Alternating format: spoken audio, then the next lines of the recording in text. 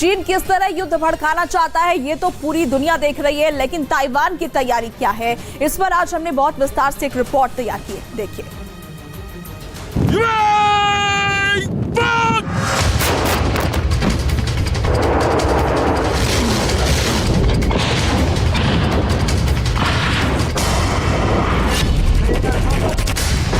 ये तस्वीर चीन और ताइवान के बीच के संभावित युद्ध का ट्रिगर पॉइंट हो सकती है। जब चीन की ड्रैगन आर्मी ताइवान को निगल जाने के लिए जबरदस्त तैयारी कर रही है, उस वक्त ताइवान के अंदर आखिर क्या हो रहा है? चीन के संभावित हमले को लेकर ताइवान की तैयारी आखिर क्या है?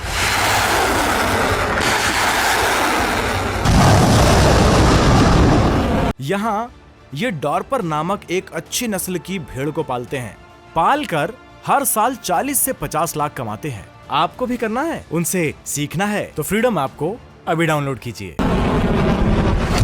चेतावनी देने के लिए ताइवान पर चीन ने कौन से प्रतिबंध लगाए हैं?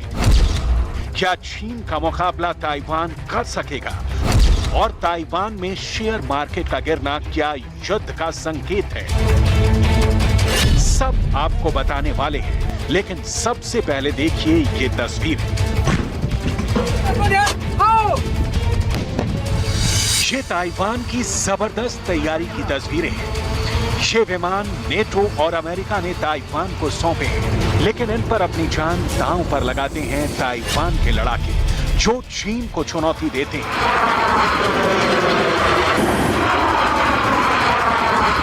ये हैं ताइवान की मिलिट्री के सुपर कमांडो, जो चीन को अपना सबसे बड़ा दुश्मन मानते हैं।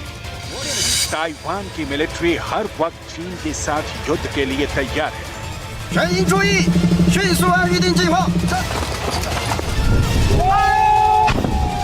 चीन का सामना करने के लिए ताइवान भी मिलिट्री ड्रिल कर रहा है। ताइवान ने जो सैन्य अभ्यास किया है उसे वो हान कुन मिलिट्री ड्रिल कहता है। सबसे पहले ये तस्वीर देखिए। ये ताइवान के जहाज हैं जो समंदर में एक प्रकार की गैस छोड़ते हैं। इस गैस से बादल और धुएं का गुबार उठता है। इसकी वजह से चीन के इंफ्रा डिटेक्टर बेकार हो जाते हैं और वो चीन की फौजों को अलर्ट नहीं भेज पाते हैं। देखिए इन तस्वीरों को।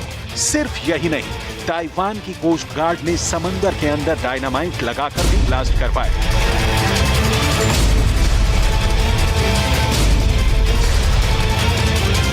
इस तरह समंदर में धुएं के बादल उड़ाने का मकसद चीन की फौज को चकमा देना है और मूवमेंट को सिग्नल देने वाले चीन के हथियारों को बेकार करना है।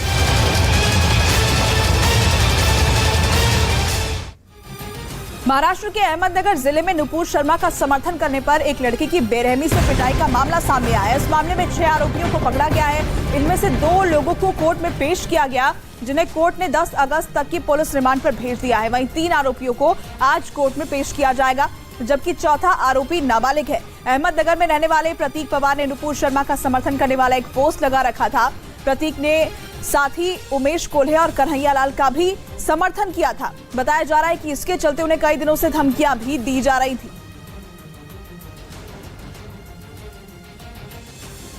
CR नंबर 549/22 के तहत IPC 307 और बाकी सेक्शंस के तहत एक गुनाह दाखिल किया गया है, जिसमें ये स्टेटस रखना की वजह है। तो पुलिस इसमें अभी तक 4 आरोपियों को अरेस्ट भी किया है और we are investigating the matter. Uttar Pradesh के गोरखपुर में भ्रष्टाचार की जांच करने गए अधिकारियों के सामने ही 2 पक्ष आपस में भिड़ गए, जिसके बाद दोनों पक्षों में जमकर मारपीट हुई। इस घटना का वीडियो सोशल मीडिया पर तेजी से वायरल हो रहा है,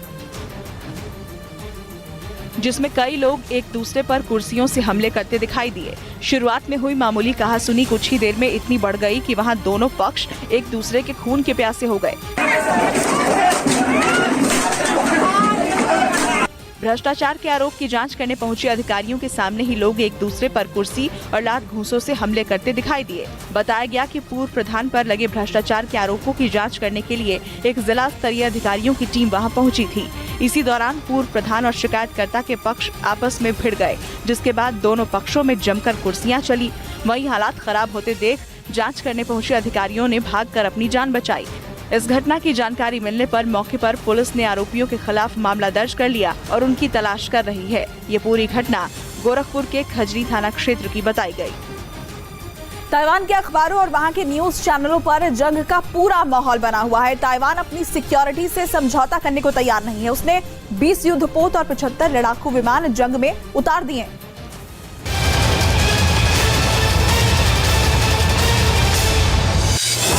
अब ये तस्वीर देखिए, ताइवान के फाइटर जेट कैसे आसमान से समंदर में ब्लास्ट कर रहे हैं। ताइवान की नेवी और एयरफोर्स अपनी पूरी जान लगाकर चाइनीज ड्रैगन को मुंह तोड़ जवाब देने की कोशिश में लगे हुए हैं।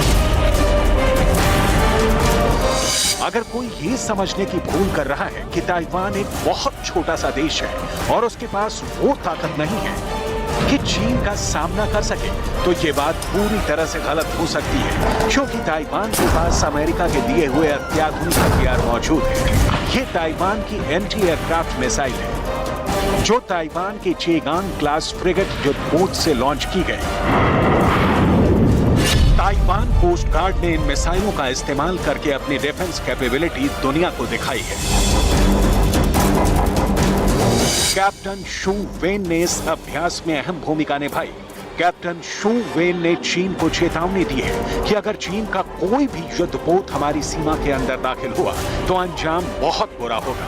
ताइवान की प्रेसिडेंट ने एक दो नहीं, पूरे 20 युद्धपोत ताइवान की सुरक्षा के लिए मिलिट्री ड्रिल में शामिल किए हैं।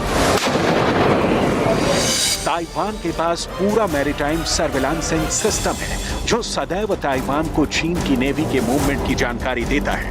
ताइवान ने अपने 70 लड़ाकू विमान इस युद्धाभ्यास में उतार दिए हैं। ताइवान के पास 70 सी हेलीकॉप्टर हैं और ये समंदर के अंदर नेवी के मूवमेंट में मदद करते हैं। युद्ध में सबसे बड़ा खतरा ताइवान को चीन की सबमरीन यानी पनडुब्बी से है। इसका मुकाबला करने के लिए ही ताइवान के पास एंटी सबमरीन फाइटर जेट है। ताइवान के पास चीन का मुकाबला करने के लिए लड़ाकू विमानों का एक बड़ा बेड़ा है, यानी ताइवान की ताकत को तौलना भी चीन के लिए इतना आसान नहीं होगा। ताइवान के टीवी न्यूज चैनलों पर भी इस वक्त युद्ध और ताइवान की तैयारियों की तस्वीरें दिखाई जा रही हैं। ताइवान एक द्वीप है, इसलिए यहाँ पर समुद्री तटों की सुरक्षा करना सबसे ज्यादा अहम है। इसलिए ताइवान ने तटों की सुरक्षा के लिए भी जबरदस्त युद्ध अभ्यास किया। ये ताइवान का ताइपे समुद्र तट है और यहाँ सैन्य अभ्यास इसलिए किया जा रहा है क्योंकि ये जगह ताइवान में बहुत अहम सामरिक लोकेशन है। यहाँ धमाके करके तटीय युद्ध की प्रैक्टिस ताइवान के जवानों ने की है। अगर दोनों तरफ से फायर होंगे तो कैसे ताइवान की फौज मोर्चा संभालेगी, ये भी देखिए।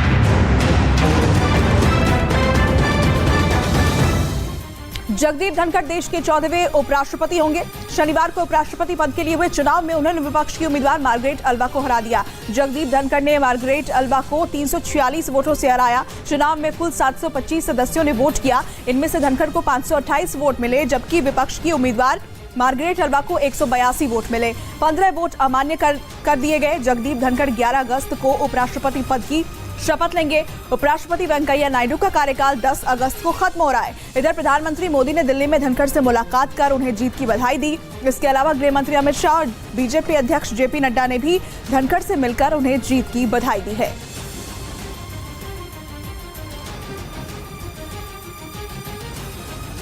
बिहार के नवादा से एक हैरान करने वाला वीडियो सामने आया, जिसमें कुछ लोग एक लड़के को बिजली के खंभे में बांधकर उसकी पिटाई करने की कोशिश करते दिखाई दिए। लेकिन इससे पहले कि वो अपने मंसूबों में कामयाब हो पाते, पुलिस ने लड़के को छुड़ा लिया। सामने आए वीडियो में वो लड़का बिजली के खंभे में बंधा दिखाई दिया, जबकि उसके आसपास लोगों की भारी भीड़ नजर आई, जिनमें से कुछ लोग लड़के के बाल खींचते दिखाई दिए। बताया गया कि वहीं पास की एक दुकान पर लड़के ने चोरी की थी, जिसके बाद लोगों ने उसे पकड़कर खंभे से बांधा था।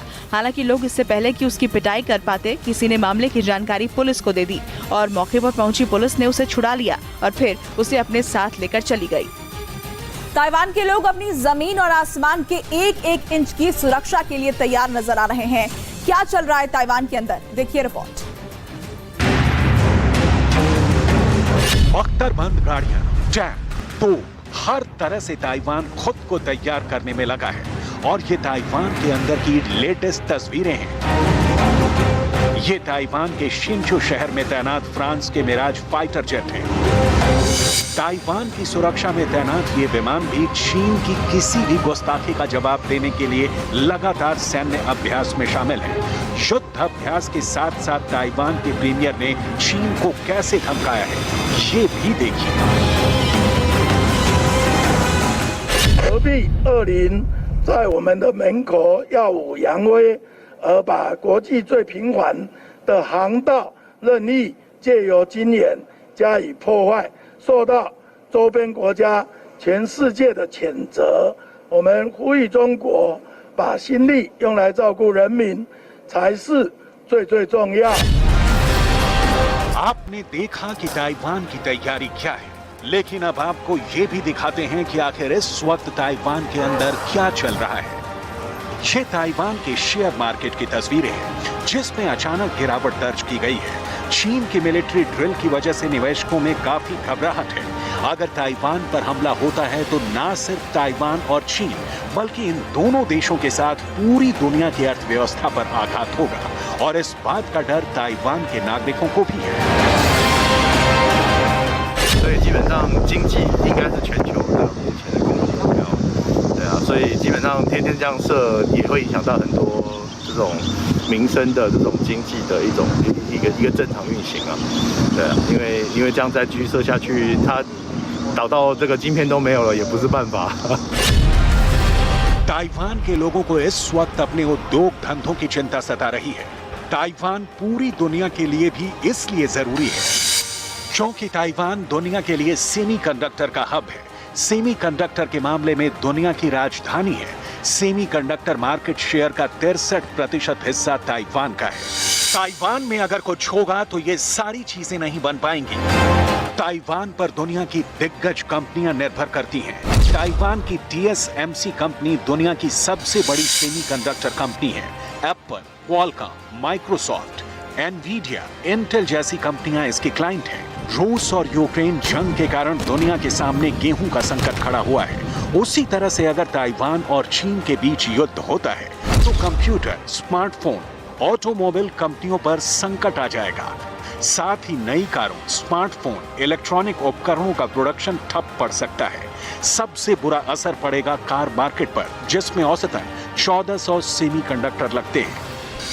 TSMC ने चेतावनी भी दी है और कहा भी है कि अगर ताइवान पर चीन का हमला हुआ तो सबसे एडवांस चिप फैक्ट्री काम नहीं कर पाएगी, क्योंकि हम ग्लोबल सप्लाई चेन पर निर्भर हैं। ये दुनिया में आर्थिक तबाही लेकर आएगा। We have seen the success of their semiconductor businesses and the rest, and we learned from their business people about how they developed that success and how we can work together to spread prosperity. उधर Nancy की यात्रा को लेकर चीन का गुस्सा ठंडा होने का नाम नहीं ले रहा है। चीन ने ताइवान के 100 से ज्यादा फूड ब्रांड्स पर प्रतिबंध लगाने की घोषणा कर दी है। ताइवान की चाय और शहद पर चीन ने बैन लगाने की तैयारी कर ली है। ताइवान चीन को 3200 फूड प्रोडक्ट्स निर्यात करता है, लेकिन करीब 2066 फूड प्रोडक्ट्स पर प्रतिबंध की तलवार लटक रही है। ताइवान ने पिछले साल चीन को 44 मिलियन अमेरिकी डॉलर मूल्य के पेस्ट्री का निर्यात किया था, लेकिन इस साल की पहली छमाही के दौरान केवल $10 मिलियन सरकारी आंकड़ों से पता चला। इसी तरह मछलियों और फलों के आयात पर भी चीन बैन लगा चुका है। इस बैन से ताइवान को झटका लगा है। कुल मिलाकर यूक्रेन युद्ध के बाद चीन और ताइवान का युद्ध भी दुनिया को एक बहुत बड़े संकट की तरफ ले जाने वाला है। अगर ये युद्ध हुआ तो दुनिया कई साल पीछे चली जाएगी। बिहार के मुंगेर से एक डराने वाला वीडियो सामने आया जिसमें एक बच्ची ट्रेन पर चढ़ने के दौरान फिसलकर नीचे गिरती दिखाई दी। ये पूरी घटना वहां लगे सीसीटीवी कैमरे में रिकॉर्ड हो गई,